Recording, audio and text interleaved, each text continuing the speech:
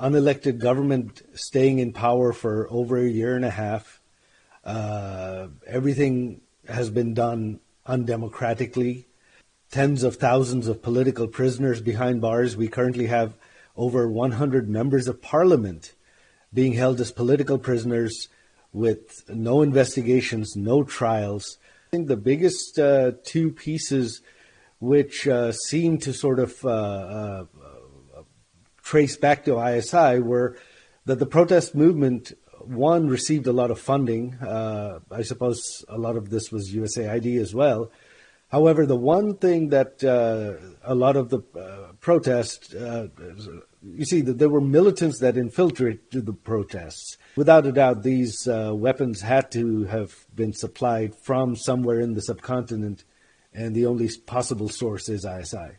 India has always been a good friend, and in the crisis, India has essentially saved my mother's life. I'm eternally grateful to Prime Minister Modi's government for saving my mother's life. You have Lashkar-e-Taiba operating freely now, and they've taken credit, and links have been found to their branch in Bangladesh for the recent terror attacks in Delhi. So much for talking to me, and I really appreciate your time. The last time we spoke, you staunchly defended your mother, former Prime Minister Sheikh Hasina, and denied any wrongdoings. More than a year later, looking at how events have unfolded in Bangladesh, what's your assessment of the current situation? Do you still believe this was entirely politically motivated? Well, look, our government, during the protests last year, yes, there was some mishandling of the protests initially. The protests turned violent. Our government attempted to stop the violence. But yes, there was certainly a political motivation to it. You've had an unelected government staying in power for over a year and a half. Everything has been done undemocratically. You still have tens of thousands of political prisoners behind bars. We currently have over 100 members of parliament being held as political prisoners with no investigations, no trials. So at this point, it definitely is a political coup, if you will. Now, if we talk about like a Western pressure or a U.S. pressure, do you at any point or your mother ever receive any direct threats from any U.S. official? And if not explicit threats, were there any subtle forms of pressure from Washington in the lead up to the July 2024 events? No, we've not received any threats whatsoever. The only slight issue was the U.S. was the only country that issued a negative statement on our 2024 elections, which our opposition boycotted. Other than that, the elections were regarded as peaceful by everyone. So there was no direct pressure, there were no threats, and we've never received any pressure or threats since. Now, of course, there is a completely new government in the U.S., and the situation is completely different. So are you hopeful that, things might move in another direction with this new administration that took over this January in the United States? Yes, we've seen a very distinct change in outlook. President Trump himself announced at a press conference earlier this year that the previous administration, through USAID, had spent millions of dollars on regime change in Bangladesh. He was referring to the protests last year. So I think the U.S. attitude has definitely changed, and they're certainly more concerned about the threat of terrorism and the rise of Islamism in Bangladesh than the previous administration was. You're suggesting that there is a change from this regime.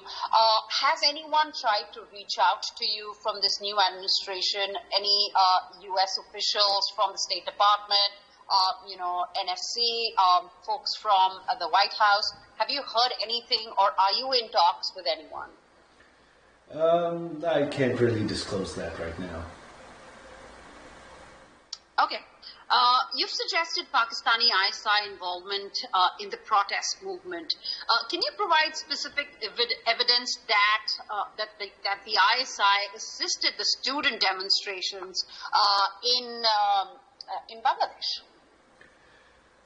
We've received bits and pieces of information, but I think the biggest two pieces which seem to sort of trace back to ISI were that the protest movement, one, received a lot of funding. I suppose a lot of this was USAID as well.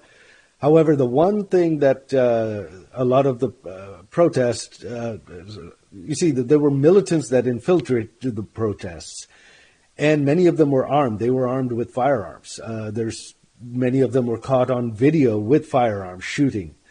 And without a doubt, these weapons had to have been supplied from somewhere in the subcontinent, and the only possible source is ISI. Let's just, talk about India's role in this whole dynamics. What role do you believe India played during the crisis, and how do you assess New Delhi's current position on providing asylum to your mother? India has always been a good friend, and in the crisis, India essentially saved my mother's life. If she hadn't left Bangladesh, the militants, they had planned on killing her. So I'm eternally grateful to Prime Minister Modi's government for saving my mother's life. In terms of her should I continue? In terms of her extradition, look, for an extradition to happen, the judicial process has to be followed. What you have in Bangladesh is a government itself that's unelected, unconstitutional, and illegal. You have, in order to convict my mother, they amended laws to fast-track her trial, which you cannot amend laws without a parliament, so these laws were amended illegally. And then my mother was not allowed to hire her own defense attorneys. Her attorneys weren't even allowed into the courts. And you had the 17 judges terminated at the court before the trial, new judges appointed, some of whom who had absolutely no experience on the bench and were politically connected. So there was no due process whatsoever. And when there is such a case, extradition, no country is going to extradite when everything has been done illegally and without due process. So for extradition to happen, you have to have due process. Right. Now, there have been persistent reports about corruption within your inner circle. Do you acknowledge that corruption existed among those close to your mother's government? Corruption existed in Bangladesh, of course. Corruption, prior to my mother's government, Bangladesh was, during our opposition, the BNP's term, Bangladesh was ranked as the most corrupt country in the world. My mother's government reduced it. We fell out from being number one, we fell out of the top 10. It's not something you can eliminate overnight, but we also had the best economic growth in the history of the country.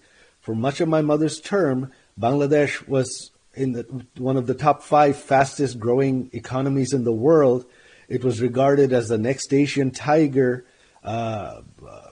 It graduated from a least developed country to a developing country.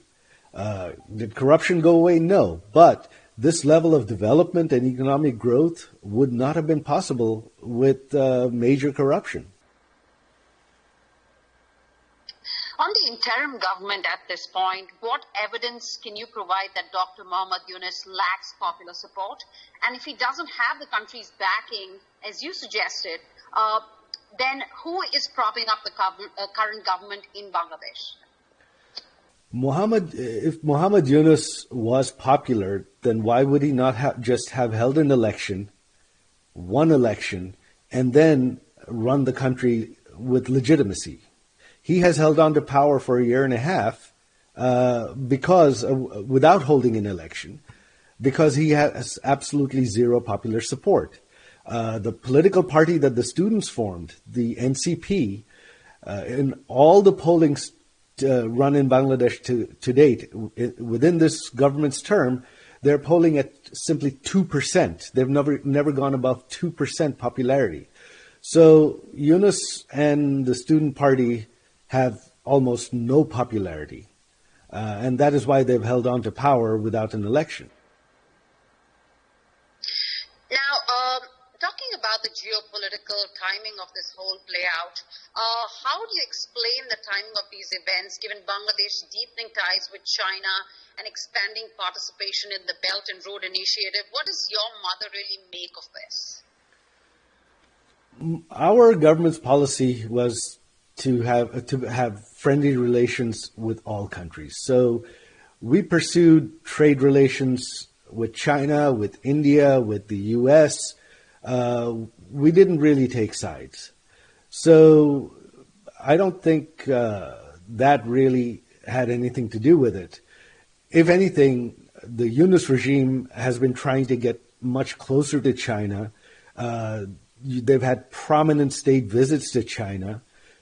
Even our opposition, BNP, has been making direct overtures to China. So I don't think that for us, the Belt and Road Initiative was simply an economic initiative to facilitate transportation.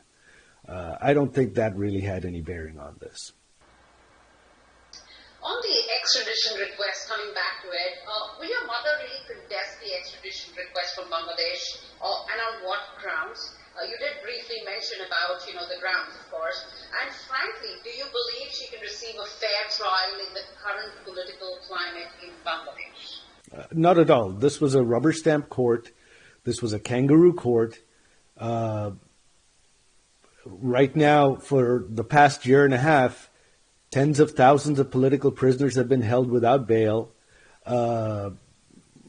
So right now there is no rule of law in Bangladesh, and so justice is simply not possible. Someday when democracy returns, when rule of law returns, of course we will fight this.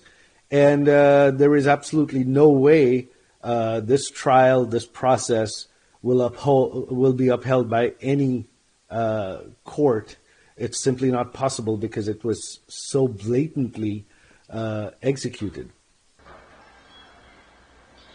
And finally question, what message would you send to Indian authorities, the Prime Minister of India, as they consider how to handle this extradition request? I think they know very well how to handle this extradition request. I don't think the Indian government is going to respond to such an illegal request. I really don't have any opinion on that whatsoever because I have faith in the Indian democracy, in their belief in the rule of law. What should really concern India is that the Yunus regime, you had asked, who is propping them up? It is Jamaat-e-Islam, which are the largest Islamic party. They have released tens of thousands of terrorists that our government had convicted and sentenced to prison. They've released them. You have Lashkar-e-Taliban operating freely now, and they've taken credit and links have been found to their branch in Bangladesh for the recent terror attacks in Delhi. So I think Prime Minister Modi is probably very, very concerned about terrorism from Bangladesh right now.